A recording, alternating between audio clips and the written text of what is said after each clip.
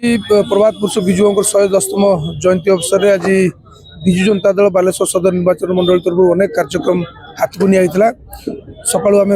विजुओं प्रतिमूर्ति माल्यार्पण करूँ संध्या बेले साधारण सभा आयोजन होता जो थे कि विजु बाबू जो अवदान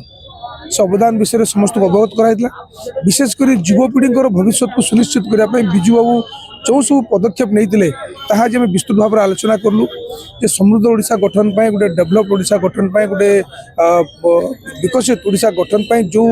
भित्तिभूमि स्थापना से मुख्यमंत्री थिबा बेले करथिले ताको आज समस्त झुरुचंती। आज ओडिशार विभिन्न इंस्टीट्यूशंस हो विभिन्न इंडस्ट्रियल हाउसेस हो विभिन्न जो पोर्ट हो स्टील प्लांट हो ओयूटी हो मिग कारखाना हो सैनिक स्कूल हो ये जो विभिन्न प्रकार डेवलपमेंट ओरिएंटेड प्रोग्राम से करते आज तार सुफल आज ओडिशावासी पाँच आज ए ओडिशा जातिर पु मैंने किपर भाव सम्मान हानि हम ना किपर भाव से मुंड टेकी बंचे तार स्वप्न और साहस विजु बाबू देते आज विजु बाबूर जीवन शैली को जो अनुकरण करवा निश्चित भाव में आमको उत्साह मिल उद्दीपना मिल आम चाहूँ जो युवपीढ़ी विजु बाबूर विषय जानतु आत्मजीवन को जो समीक्षा करेंगे निश्चित भाव में साहसिकतार से स्वर पाइबे साहसिकतार इन्स्पिरेशंस पाइबे एवं निज को मजबूत करने सहित ओडिशा को मजबूत करेंगे और निजर भविष्य को सुनिश्चित करेंगे। आज प्रबाद पुरुष विशिष्ट जननायक ओडिशार बरपुत्र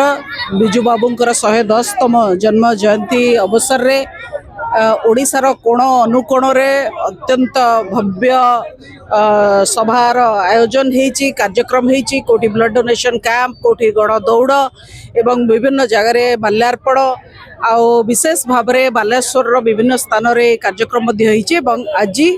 सकाळू प्रतिमूर्ति रे माल्यार्पण कार्यक्रम रही आरंभ होता सदर निर्वाचन मंडल रे संध्या बेले साधारण सभार आयोजन होती। विजु बाबू जड़े एभली व्यक्तित्व जे ओडिशार सर्वांगीन विकास रो चिंता करथिले युवक होंतु महिला होंतु केमती समाज रे अग्रणी भूमिका निर्वाह करिवे समाज रो नेतृत्व नेबे शिल्प प्रतिष्ठा कथा हो विभिन्न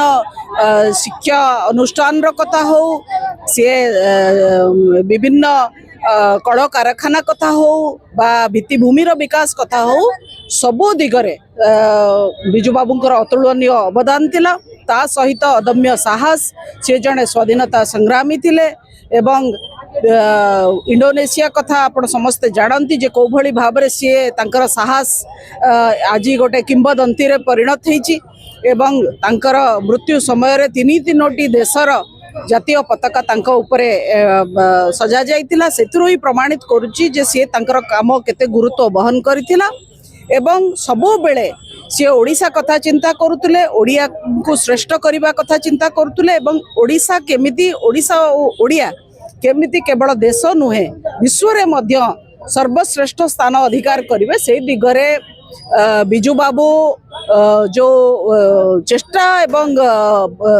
प्लानिंग करुतले या तार प्रतीक आज आम विभिन्न जगह देखा पाउचे एवं आधुनिक ओडिशार निर्माता विजु बाबू कहले अत्युक्ति हब नाई सी कलिंग रिफ्रैक्टरीज कथा हो कलिंग ट्यूब्स हो एविएशन एजेंसी कथा हो सी नाल्को कथा हो राउरकेला स्टील प्लांट संप्रसारण कथा हो पारादीप पोर्ट कथा हो बा ओयूटी कथा हो सबो दिगरे संगीत नाटक महाविद्यालय कथा हो सबो दिगरे केमिति ओडिया लोक उपकृत हेबे ओडिया युवक रोजगार पाइबे श्रमिक माने केमिति खुशी रे रहिबे महिला माने केमिति नेबे एई कथा रे ही से सबले लागितिले सेइति पाई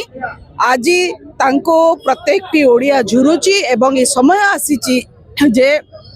आमे विजु बाबूंकर जीवन रु अनुप्राणित हेई से भली ओडिशा आमर उत्कल माटी को भल पाइबार संकल्प नबा एवं ओडिशा को सर्वश्रेष्ठ करिवार संकल्प नबा। सुन विजु प्रेमी मान उद्देश्य रे गोटे कथा आज विजु जनता दल तरफ सदर निर्वाचन मंडली रे विजु बाबूंकर जो प्रतिमूर्ति दुईटी अच्छी सकाल 8 घटिया समय पुष्पमाल अर्पण करते आम विजु जनता दल लीडर विजु जनता दल कर्मी प्रत्येक विजु जनता दल प्रेमी माने समस्ते आसी माल्यार्पण करते संध्या बेले आमर हूँ सभा भांडी छक गोटे साधारण सभा होता विजु बाबूंकर गुणगान समस्ते करते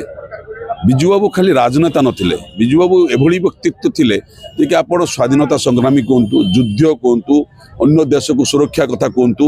ଏବଂ ଓଡ଼ିଶାକୁ ସୁରକ୍ଷା କଥା କୁହନ୍ତୁ, ଓଡ଼ିଶାର ବିକାଶ କଥା କୁହନ୍ତୁ, ସେ ଗୋଟେ ମାନେ କ'ଣ ତାଙ୍କ ନାଁ ସବୁ ପ୍ରକାର ନାଁ ଆପଣ ଶୁଣି ସାରିଥିବେ, ଆଜି ସମସ୍ତେ ତାଙ୍କ ଭାଷାରେ କହୁଥିଲେ। ତେଣୁ ବିଜୁ ପ୍ରେମୀମାନଙ୍କ ପାଇଁ ବାଲେଶ୍ୱରବାସୀରୁ ଆମର ସର୍ବପ୍ରଥମ ସେ ଏତେ କର୍ମ, ଏତେ ଚିନ୍ତାଧାରା, ଏତେ ତାଙ୍କ ମନୋବୃତ୍ତିକୁ ନେଇ ଭାରତ ରତ୍ନ ଦେବା ପାଇଁ ଆମେ ସରକାରଙ୍କୁ ନିବେଦନ କରୁଛୁ, ଅନୁରୋଧ କରୁଛୁ ଯେ ବିଜୁବାବୁ ଭଳିକୁ ବ୍ୟକ୍ତିତ୍ୱକୁ ଆପଣ ଗୋଟେ ଭାରତ ରତ୍ନ ଦିଅନ୍ତୁ, ଯିଏକି ସେ ମଲା ବେଳକୁ ତିନି ଦେଶର ଜାତୀୟ ପତାକା ତାଙ୍କ ଦେହରେ ପଡ଼ୁଥିଲା। ତେଣୁ ସିଏ ଗୋଟେ ସୀମିତ ନୁହେଁ ଯେ ଓଡ଼ିଶାର ମୁଖ୍ୟମନ୍ତ୍ରୀ, ସେ ସୀମିତ ନୁହେଁ। କାଶ୍ମୀର ଆଜି ରହିଯାଇଛି ଯୁଦ୍ଧ କ୍ଷେତ୍ରରେ, ଯେଉଁ एंगेल आपण ताको देखिया पाई चाहिए सेठी आपण बिजू पट्टनायक ही पाइबे। तेणु आमे अनुरोध आपण मानक जरिया करूछु जे बिजू बाबू को भारत रत्न दवा पाई सरकार चिंता करंतु एवं दियंतु। एही भली व्यक्तित्व को ही भारत रत्न दवार आवश्यकता रही। जय मैडम।